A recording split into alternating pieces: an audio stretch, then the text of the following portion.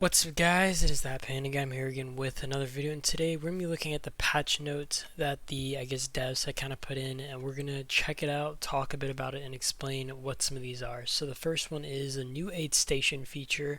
Insufficient hospital capacity and lack of treatment will cause casualties, but the aid station can change the fate of these troops on the brink of death. A portion of the troops exceeding the hospital capacity will enter the aid station and be returned periodically. So I'm going to be assuming how this is. I think this happened in Lords Mobile where they had this feature, and I think that it could revive all the troops you lost. I might be wrong there. I didn't really play Lords Mobile like that, but I know that they had something, whereas if like you had dead troops, you could basically revive them in this like little area, right? And that's what I'm guessing is going to be the case, and it says a percent of them, so I don't really know the percent yet, but you can assume that a good hefty amount are potentially going to be, you can just, I guess, recover them, right? And it says periodically, so there's probably going to be like a cooldown, or it's going to be like something that you progressively, so if you have like 100k deads, I guess, maybe they give you 50k back and they put it back in this thing, and then you can get like 1k or 5k every day. You guys, you get the point. But this seems a little bit cool. I don't really care too much for it, but at the same time, I guess it is good to just have a way to return the dead troops. New Night of Resurrection event, and this is probably gonna be one of those HQ skin events. That's what I'm guessing. I'm gonna be assuming that it's gonna be like it's probably gonna be like a Halloween event, so maybe it's gonna be a legendary skin in this one. I'm hoping for the epic skin. Hopefully it's a very awesome looking epic skin, but yeah, we can wait for that. New squad skin though, Ghost Train here. That's probably just gonna be. Oh wait, that's actually kind of cool. So I don't know why I thought I was thinking of this as like one of those like troop skins, but this is a squad skin. So I'm actually interested to see what this looks like. You can assume it's gonna be some like kind of transparent. I'm assuming greenish ghost train. I don't know why, but you kind of think of like I kind of think of like that dude from SpongeBob, for example, how he's like green and transparent, like just the ghostly. That's kind of how I see the ghostly stuff. But yeah, that's a new squad skin. Hero armor optimization. So they added automatic honing. So I don't actually understand how this works, but you can assume that it's just gonna go through all the maybe tributes that you want until like maybe you hit something that you want. Maybe you like kind of select a rarity that you want it to stop them.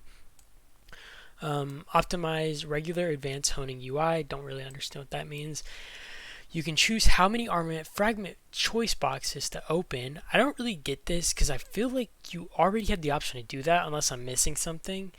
Oh wait, never mind. I actually do know. So when they're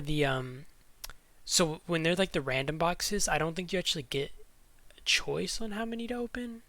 Maybe I think that's the case though. I don't have any right now, but I think that's the case. But those are like the random fragments ones.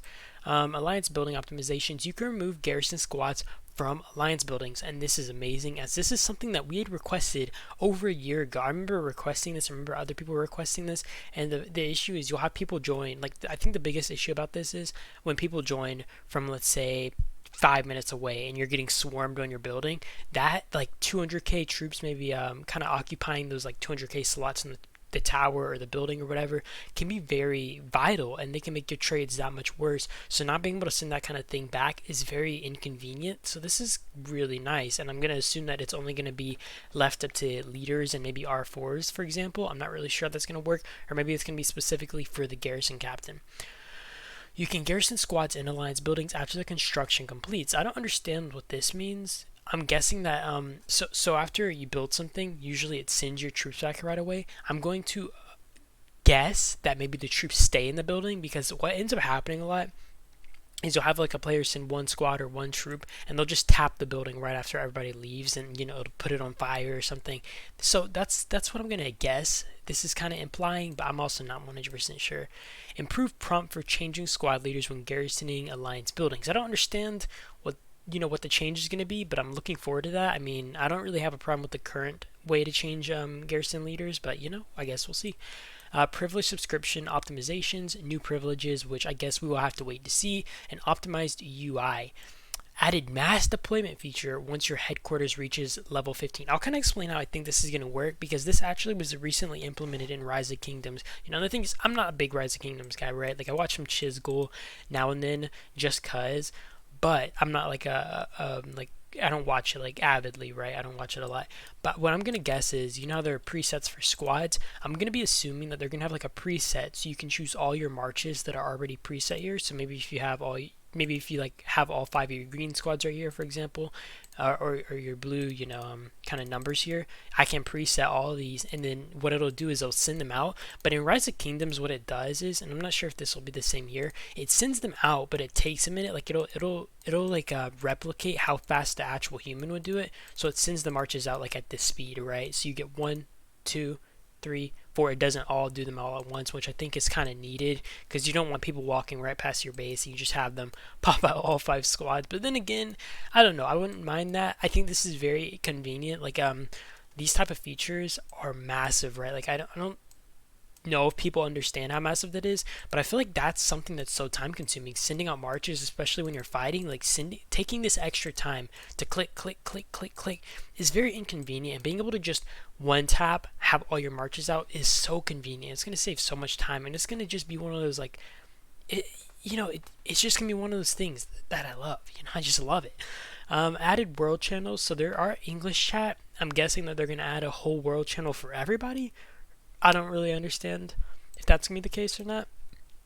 And I can assume that maybe it'll be all different languages. So if you want, you can just translate what people are saying and you can just talk to whoever. That's what I'm guessing is going on.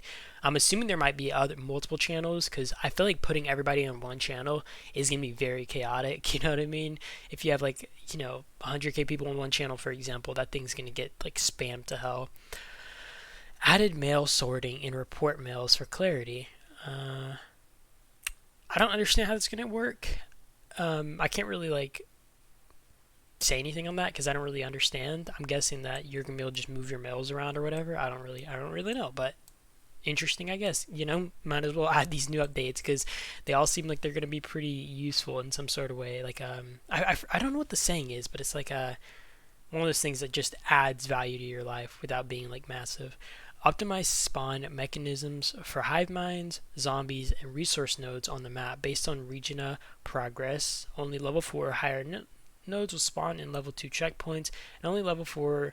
I honestly don't care about this too much. I'm not gonna lie, but I get. Oh, never mind. So I get what this is saying.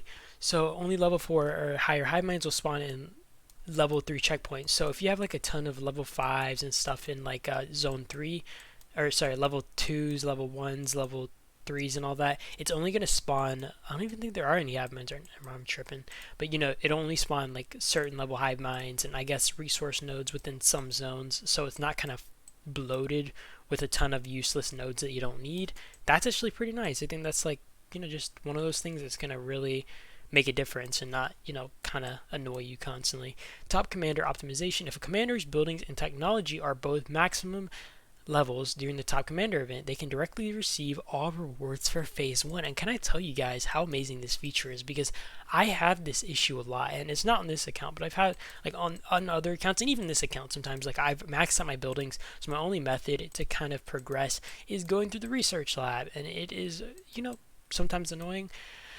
But having that feature is going to be very nice, especially if you maxed out all your stuff. Who wants to only do hive minds to complete your stuff in phase 1? It's just very inconvenient, and being able to have this type of feature is very convenient, so I do like that. And first aid optimizations. Help requests can only be initiated when the number of injured troops in the hospital exceeds 10,000. And I had like a member in Boone confused about this, and I'm going to assume that some people are also confused.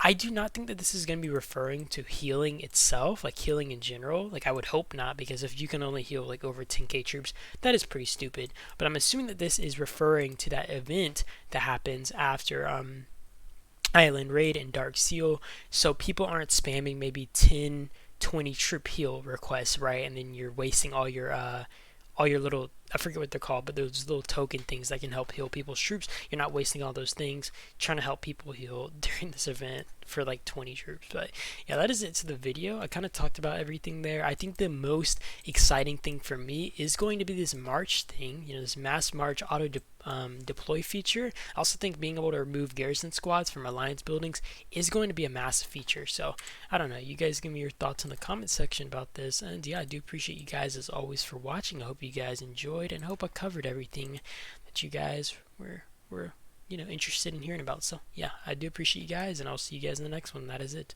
Peace.